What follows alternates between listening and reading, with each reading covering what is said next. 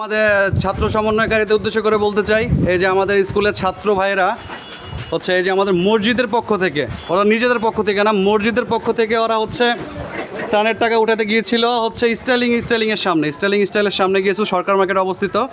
কিন্তু আমাদের এখানে একজন হচ্ছে একটা মাদ্রাসা আছে হচ্ছে আশরাফিয়া মাদ্রাসা, এই আশরাফিয়া মাদ্রাসা স্টুডেন্টরা বলতেছে তার আমাদের এই স্টুডেন্টের কোনো প্রকার টাকা তুলতে দিচ্ছে না।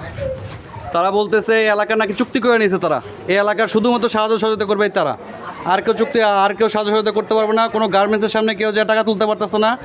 এবং তারা বলতেছে সকল গার্মেন্টসের সাথে চুক্তি হয়েছে। এই যে দেখুন স্কুলের স্টুডেন্টরা ওরা আজকে হচ্ছে জমায়েত হচ্ছে আমাদের হচ্ছে জনির দোকানের সামনে। তো স্টাইলিংয়ের সামনে গেছিলো ওরা, ওদেরকে টাকা ওখান থেকে তুলতে দেয় নাই, ওদেরকে নানাভাবে হয়রানি করে ওখান থেকে পাঠিয়ে দিচ্ছে, বলছে ওরা যেন এখান থেকে টাকা তুলতে না পারে।